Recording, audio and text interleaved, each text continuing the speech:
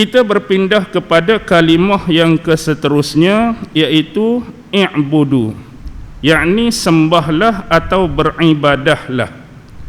Bila melihat kepada kalimah sembahlah atau beribadah, dia hanya berkisar kepada dua pandangan, yang mana dua pandangan ini dua-dua merujuk kepada pandangan Abdullah ibnu Abbas.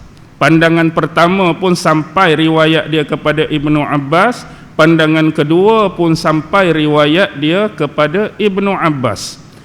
Jadi apa perbezaan dia? Riwayat pertama mengatakan sembahlah atau beribadahlah adalah merupakan perintah bertauhid kepada Allah.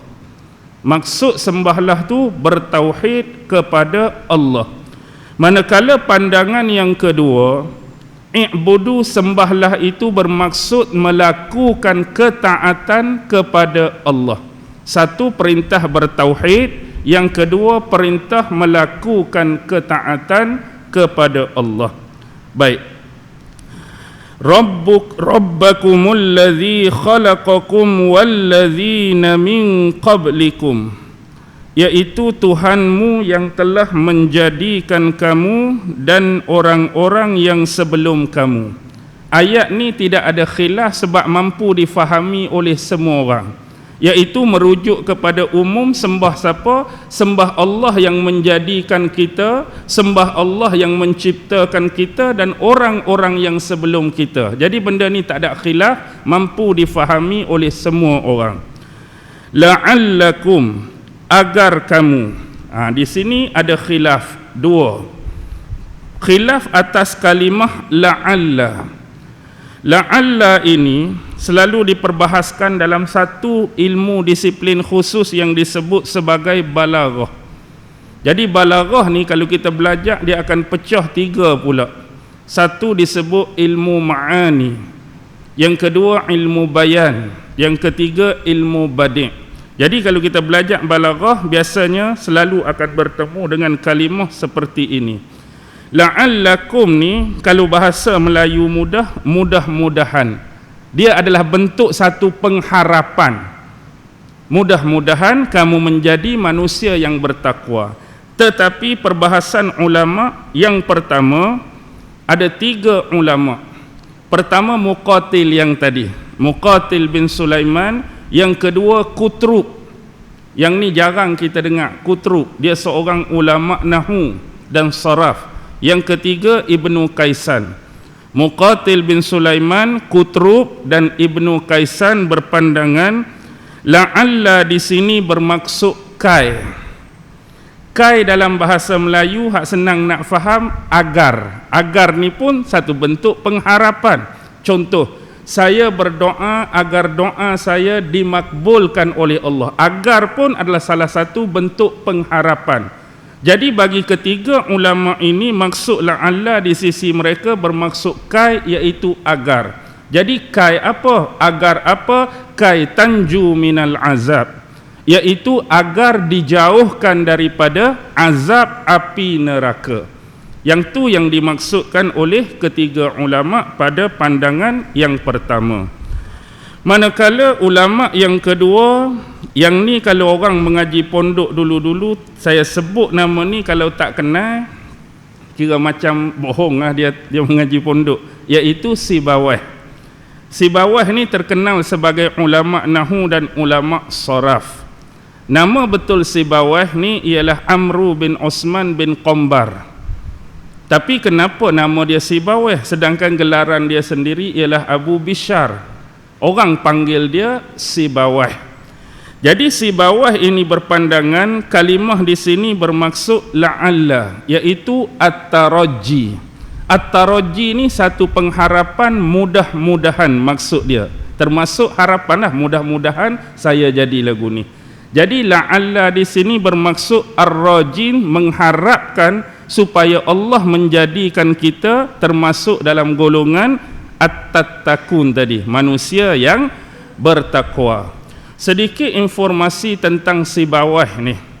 Sebenarnya Sibawayh ni macam tadilah saya sebut nama dia Amru bin Osman bin Qambar. Sibawah ni lahir di sebuah kota yang nama dia Baydha. Baydha ni satu tempat dalam kota besar nama Shiraz. Tentu tuan-tuan pernah dengar nama Imam Shirazi. Imam Shirazi itu daripada kota Shiraz. Jadi lama kelamaan bila dia nak belajar dan menuntut ilmu, dia pergi ke Basrah. Pada masa tu selain pada Mekah dan Madinah, antara kota tumpuan untuk umat Islam cari ilmu ada dua, iaitu Kufah dan Basrah. Jadi dia pergi ke Basrah di Baghdad ni menuntut ilmu dengan guru-guru dia. Jadi antara termasuk anak murid dia yang terkenal, yang pandangan pertama tadi, hak nama pelik tadi, Qutrub tadi. Kan kita ada tiga hak pandangan pertama, hak kata Kai tadi, Muqatil, Qutrub dan Ibnu Kaisan. Qutrub tu anak murid Sibawah. Lihatlah, kita tengok pendekatan asas-asas disiplin ilmu pada zaman dulu yang boleh menyebabkan seorang murid boleh berbeza pandangan dengan guru dia. Maksudnya walaupun dia menyalahi, guru dia berpandangan la'alla, dia sendiri berpandangan kai, ini adalah salah satu bentuk keragaman disiplin ilmu yang boleh diterima pakai, tapi mempunyai bukti-bukti dan hujah yang kukuh untuk memantapkan pandangan dan pendapat mereka. Jadi Qutrub ni sebenarnya gelaran. Kalau binatang hari ni nama dia kecoa. Tahu tak kecoa tu apa? Dia jenis macam apa? Lipas tak lipas macam tu lah. Asalnya pasal apa nak nama Qutrub ni? Sebenarnya satu hari bila dia nak berguru dengan siapa? Dia nak berguru dengan Sibawah. Sepanjang malam tu dia duduk depan pintu rumah Sibawah. Jadi malam tu sampai pagi. Bila Sibawah ni nak keluar sembahyang subuh, buka pintu tu, kawan tu ada duduk situ. Jadi dia pun kata, kamu ni umpama Qutrub malam. Maksudnya jenis macam kecoa ni, macam jenis bentuk lipas lah kot. Jadi kenapa begitu? Sebab Qutrub ni dalam bahasa Arab sejenis binatang yang tak boleh duduk diam dan tak tidur malam. Dia suka bergerak, tak boleh duduk diam. Dia umpamakan kawan tu dengan Qutrub, jadi lepas tu dapat gelaran Qutrub.